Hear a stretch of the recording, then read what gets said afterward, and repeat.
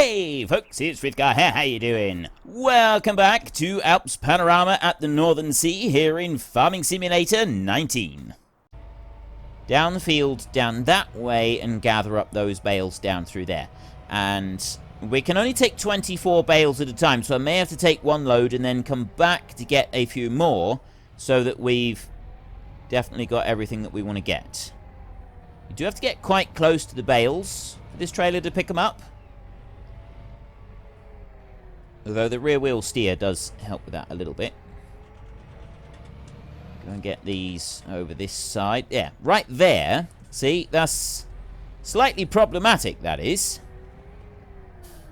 Right. You really do have to get quite tight. I've just got to make sure that I've gotten tight enough to those bales to pick every single one of them up as I go past. So, yeah, maybe not rushing around ridiculously fast might help me a little bit. Just things to go in my favour right there. And you're around the outside of that bale, so you pick that one up. We've got this bit here cleared. I'll fill the trailer up right down to this end.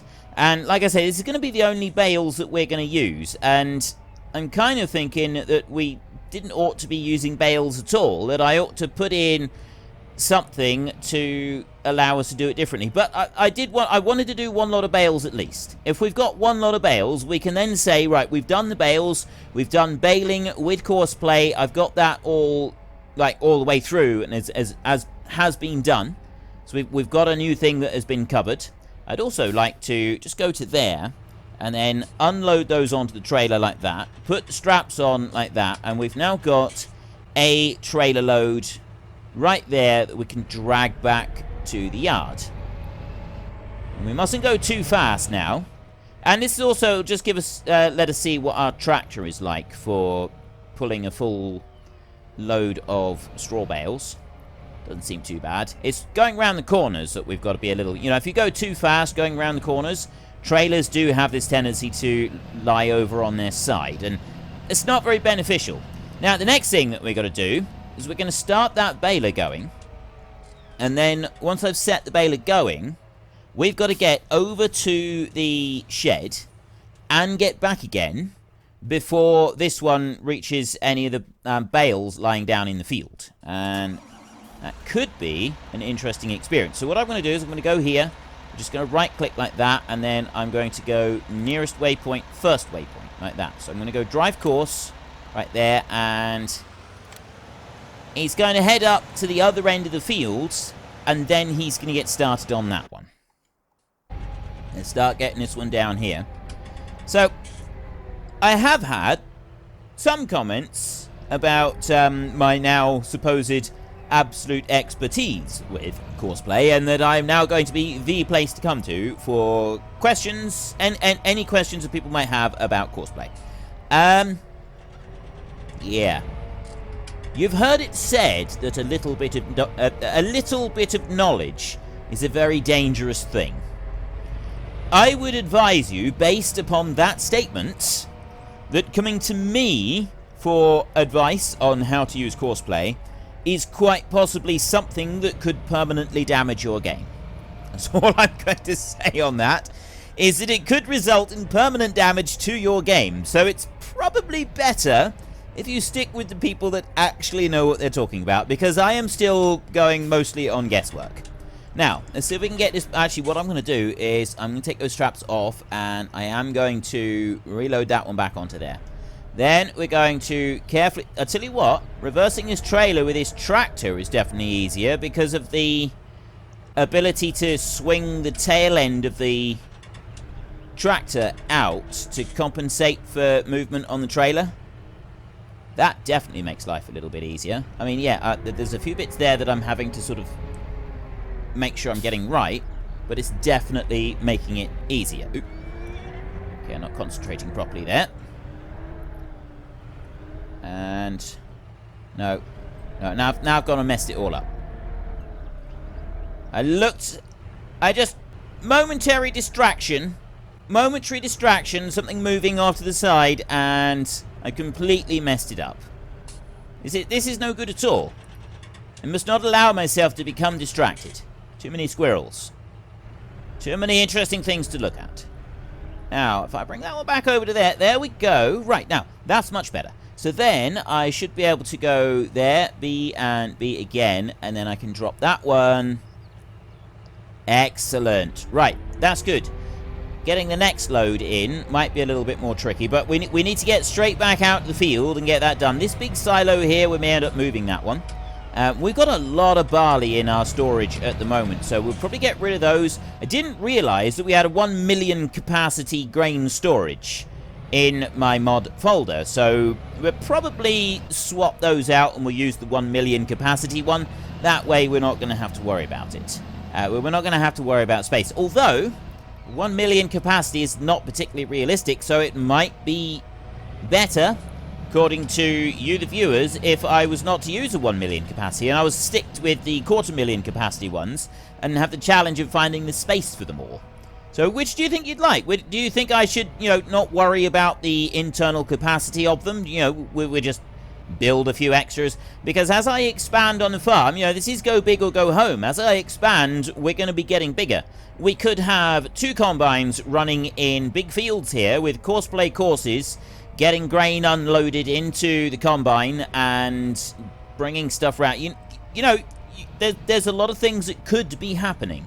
Potentially, that means that we've got a huge amount of grain coming in, which means that 1 million litre capacity, we could be using up a couple of them. Another thing that I wanted to ask you is, what would you like me to do after this series? Now, I'm quite enjoying this whole large-scale thing.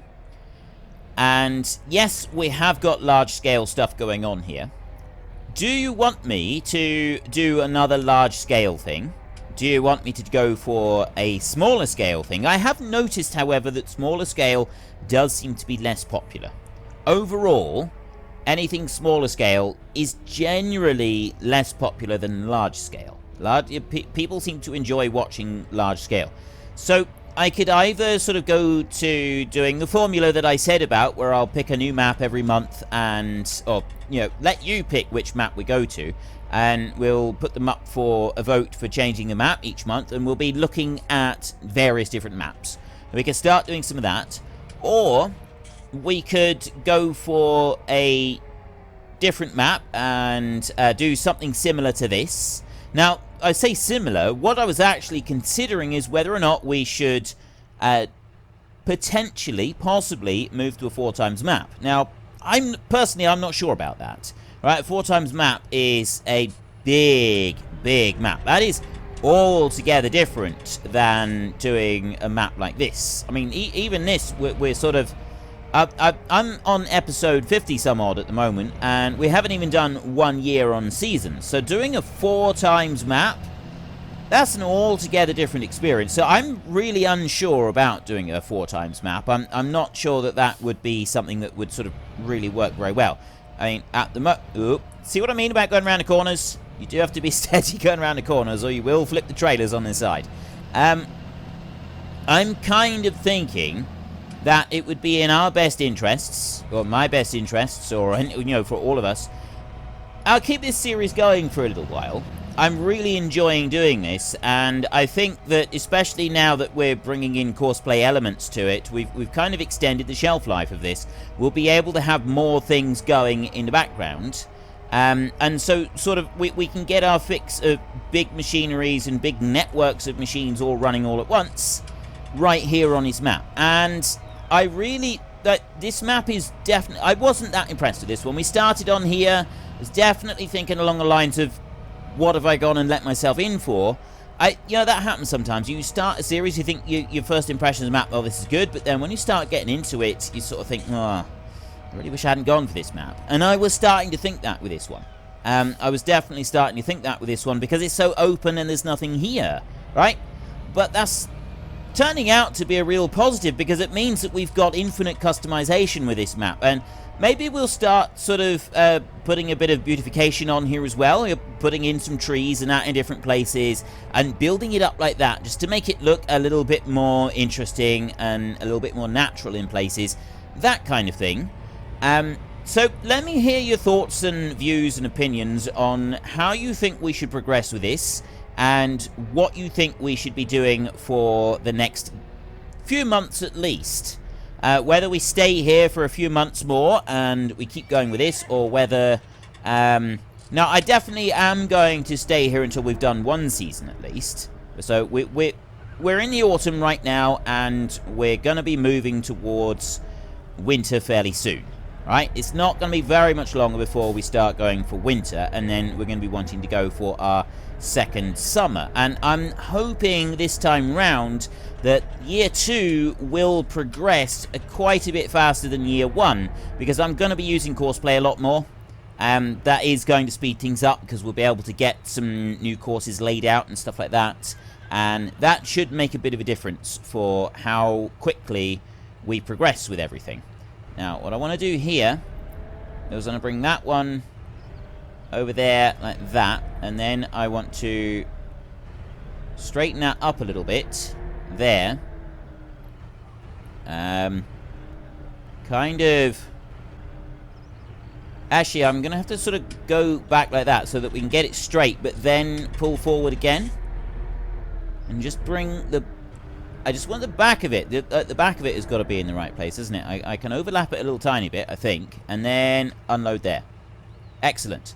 Right, that is in the right place. And we are back inside the shed. So there's 2 loads. We're going to need... Well, I can definitely put 2 more loads in there. It's whether... I don't think I'm going to be able to fit any more than that. I think 2 loads is going to be about my limit. I genuinely think I'm going to struggle to get more than 2 more loads into that shed. With my driving skills, we may be able to squeeze another 4 loads in there. But I don't think that's going to be enough to clear all of the straw on the field anyway. I think we're going to struggle with some of this. So let's get up round here, and... It looks like the baler is already doing rounds around the outside edge. Good gravy, he's gone all the way over there. We've got bales that are going to be in the way of that tractor now. So I have to go and get them. I need to rush over and pick up some of these bales over here. See, I wasn't even close enough to get that one when I should have been. So I want to get these. I want to come down here. Get that one. And there's some of these bales over here that I've got to try and grab really quickly. And then I've got to go in around the rounded bit. I don't need to get this one out here, but I'm going to, because otherwise I'm going to forget about it. That's what's going to happen there, is I'm just going to forget that bale exists. See, I don't need to worry about those. But I do need to worry about these over here. They're going to cause us some more problems. Okay, that one's not being picked up now. I didn't want that one anyway. And, right, hang on. I need to get up there in front of that tractor, because that bale right there is going to cause a problem. As is that one. I'm surprised. He's gone all the way round here, and he doesn't seem to have hit any bales. So whether he did it, but pushed bales out of the way, I don't quite know. He seems to have gotten through there without leaving any behind that are going to interfere with it in any particular way. And we came down this far previously. So all I need to do now is I can start actually getting these right on the edges. I get this one and this one over here, like that. And I get that one over there. And then there's a few more along the bottom that I want to get. And that should mean that we've got everything cleared out of the way. Again, up here, we've got loads of straw that's been left behind. There's not a lot that we can do about that. And with Courseplay, I don't think there is any way that we're going to be getting rid of that. I don't think there's any sort of cure for that. From what I can see of it, how the whole thing works, I believe that's just going to be an ongoing thing. Right, we're going to be left with little bits of straw, or even on the straight lines here, we still have some little bits. But that is largely down to the sheer size of the rake that we're choosing to use. If I was to use a slightly smaller rake, then that wouldn't be a problem. Or, alternatively, I could... Oop, no, I don't want to do that. Alternatively, I could, instead of using a rake at all, I could just follow along behind the combine. That would be an option that we could do. But again, with the way that the combine kicks out as it goes around the corners, don't think that that is going to help us when we come to be picking stuff up. But yeah, see, I'm genuinely not sure. What's the best way to pick all the straw up? I don't think there is a best way to pick all the straw up. I don't think there is any way that Courseplay will compensate for that. And that's just kind of a thing that we're going to have to put up with. You know, Courseplay does seem to have its bonuses, but it's also got its drawbacks as well. However, we also need to look at the alternative side of things. We need to look at the other side of the coin. The AI vehicle extension and standard AI, neither of those will actually do baling at all. So, you know, at least Courseplay is doing the baling and the foraging. It's picking it up off the ground. This is something that isn't possible with the basic game. So we are achieving things that we wouldn't be able to achieve otherwise. And I think that is something that we do need to acknowledge and accept that, yes, that is a real positive. That is definitely a real positive there. Just going to unload that, and I'm going to load it back onto the trailer like that. And then if my driving is good enough, I might be able to get 2 loads side by side in here. I just need to bring the back end of... Oop, that's too far. The back end of the trailer around a bit. There. Bring you up like that. And bring you round like that. And there we go. That should leave us enough room to put another one back there as well, if everything has gone well, if everything has been done correctly. So put you back in it. It's on the edge of the shed, but it's still in there. That's what counts. We've still got it there. As long as we've got it there, it's going to be all right. Let's go and get the next load of straw. See, it's stuff like this, having to go and constantly collect all these loads of straw. This is the only downside to doing a large-scale series, but if I'm going to be doing everything with loose straw after this point, then, again, it's not going to be a problem. So long as we've got systems of bulk handling of loose materials, we can have Courseplay doing all of these things, and we don't actually need to worry about doing it ourselves. And that is a positive. That is a positive side to Courseplay, and it means that I can get more and more stuff going on this map without it becoming hideously and horribly tedious and boring to both do for me and watch for you. Both of which quite important aspects of this series as a whole. If it gets too dull for you, then you're not going to want to watch, which ultimately is really, really bad for me, because if nobody watches my videos, I can't continue being a YouTuber. And I don't really want that, because I like my job these days. It's quite pleasant just to, you know, go along and do these things. So let's bring this one on round here, like this. And I'm going to sort of work in lines and clear the rest of the field as we go through. I can't remember what my crop rotation is. I can't remember what I need to put in here next. And I'm also undecided at the moment. Let the bales go ahead a little bit. I'm undecided at the moment as to whether or not I should change things around on here. Because what I did previously talk about was purchasing this land up here. If we go to lands, I've already purchased that. But purchasing more land over here. Now, I've already got that big chunk of land over there. And what I talked about previously was eliminating some of the road and ploughing up a whole load of that as well over there. Now, I've got a road that comes up through there. You can't see it on the map, but that road still does exist. And what I was talking about doing was getting rid of that road and ploughing up a big chunk over to here. Getting rid of this road here and the road here and this road in here. And ploughing up everything over here. So I've got this massive, great big field. It would be a huge single field right there. The other option, and then like leave that road there. So the road will come out up here so it still accesses this point up here.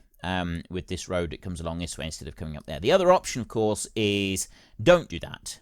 And instead, Plough up this area here as a new and separate field. Plough up this area here. I would have to buy this area first, but plough up this area here as a new and separate field.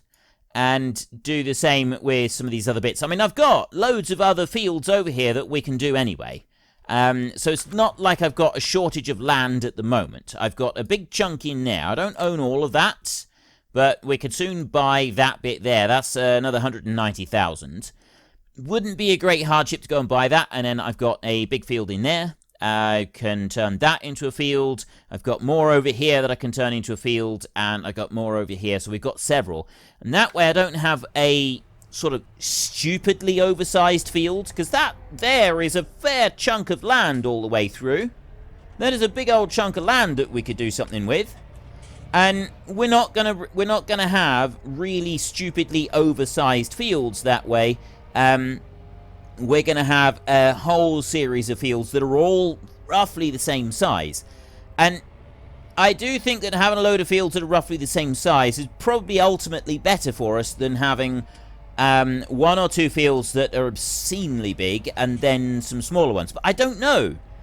We said go big or go home. So when I say go big or go home, how do you view that? I'm not quite sure why it's left that one out. There's a line there that decided not to. It could have been that a bale got hooked up on the tractor and stopped that one from raking or something. I don't know, but there's definitely a line there that's been missed. Oh well. What do you think? When I say to you the words "go big or go home," what runs through your mind? Are you thinking along the lines of massive, super big... Oh, that's why. He hasn't actually gotten that far. He hasn't gotten to that bale yet. He's going to now. So I'm going to need to just follow that. We can go back round to following that baler. I'll go and grab some over here. What runs through your mind? Are you thinking an obscenely large field that would be dubbed by everybody in the district as the Prairie Field or something along those lines? Or are you thinking fairly even fields? You know, we kind of want to keep them roughly about the same size, but we got lots, and they are all obscenely large fields anyway. So we've got large fields. I mean, this is a big field. There's no denying this is a really big field right here, just this one. If we had several more fields that were similar size, would that kind of be still a go big or go home, or are you wanting to see one absolutely massive field all just in one location? I'm kind of torn between the two. I'm genuinely torn at the moment, and I'm not really sure which direction I want to take that bit. Doesn't matter too much. I have got a whole load of ploughing and stuff that I'd like to do through the winter, which we will actually be starting pretty soon, because that one over there is finished. I haven't got very much more straw that I want to pick up either. And I'm thinking I'm probably just going to pick up the straw that I can fit into that shed, and then the rest of the bales of straw, I'm just going to leave them out in the field to rot away into nothing. No, we won't do... We'll sell the bales of straw. That would be a more sensible option, wouldn't it? It's just to pick those bales of straw up and actually go and sell them. That would be a much better thing to do than just leave them to rot, because at least we get a bit of money. So yeah, ignore my idea of leaving stuff to rot out in the field, because we're not going to do that. We're not that kind of farmer, right? And yes, occasionally there are circumstances that would dictate that you would actually need to do that, right? There are circumstances that would cause you to do something along those lines, but we don't have any of those circumstances causing us to do any of those things right now, so we're absolutely not going to worry about it. So I'm going to take those straps off there, and I'm going to put the load back on there. We look through here for sale prices. Straw is currently on 0 at the barn, but it says 0 anyway. But when you go Alt S and you look in here and you look at the overall seasonal price guide, I'm going to look down here. We're going to go to straw right now is around 110 per bale. It does get a bit higher in the winter, but for this, I'm actually wanting to sell it straight off the field. I think that would be a better option. Our cows in here, sheep are quite cheap at the moment. We're not doing sheep anyway. So pigs right here, got the Yorkshire or the Spotted are the two that we're going to want. There's no real change on these pigs. You look at the differences in the pigs. That one's got some the Valtra has got some variation, but those three are identical. I'm not quite sure why it's doing that, but it doesn't really seem to have any scale, so I'm not quite sure what's happening with that little bit. Really know what to make of that. Barley is one that we want to be looking at, and we will be wanting to store that one until later in the winter. We can see the prices at the moment. It is starting to come up. There in the middle of spring, we achieved a price of 1,009 by the look of it. But usually it's around these four here. That actually it's the second part of the early winter and the first part of midwinter. That's usually the time when barley and wheat prices are at their highest. Usually. Not always, but usually. I just want to have a look in our rotation planner that we got set up. So we've had the grass fields. We know what those are. Barley, we need to be putting canola up there next. Now, I have noticed this is an oil seed. Canola is an oil seed on here, and so that makes a big difference. But while I'm doing my crop rotation planner on the Black Mountain one, I've got the Midwest Geo on there. That does not class canola as an oil seed. The only one that's classed as an oil seed is sunflowers. So if you want the bonuses imparted by an oil seed, you've got to plant sunflowers. You cannot. Canola is classed as a cereal on the Midwest Geo, and that makes a significant difference to the planning. And I certainly didn't realize what was going on with that, because I had the two different planners. But yeah, it's a very interesting thing to note that some Geos will actually, and I didn't even realize that you could reclassify some of the crops. So yeah, the canola on the Midwest Geo at least is classed as a cereal and not as an oil seed. So just be aware of that when you come to do your rotation plans, that it is going to be a little bit different to what potentially you think it should be, or you think that it might be. I'll bring that one back to there and unload, and we've got that one in there. So a little bit of careful driving. We've got room for 2 more loads. I could potentially get another load in on that side there, which we may try to do. I don't think I will, though. I think we'll just go and sell the rest. He's going, where is the barn, actually? That's the next point, is where's the barn? This is the only one that we can sell things at.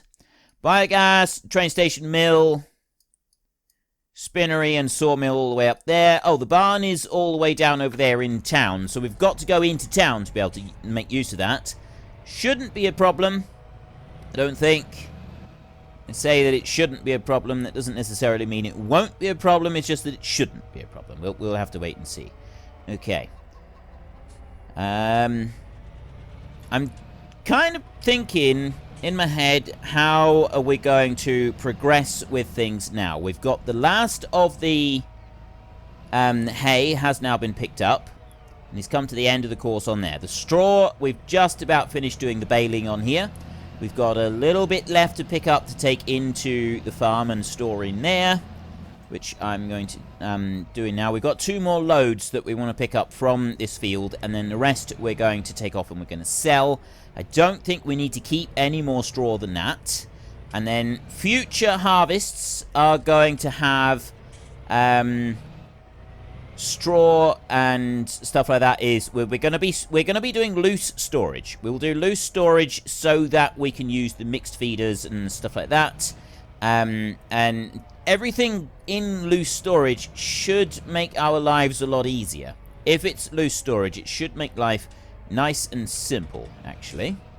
So long as it stays with loose storage. And I'll come down here. There should be a bale or 2 over the other side of that island from those little bits that were left. I thought that he'd left behind, but he ended up...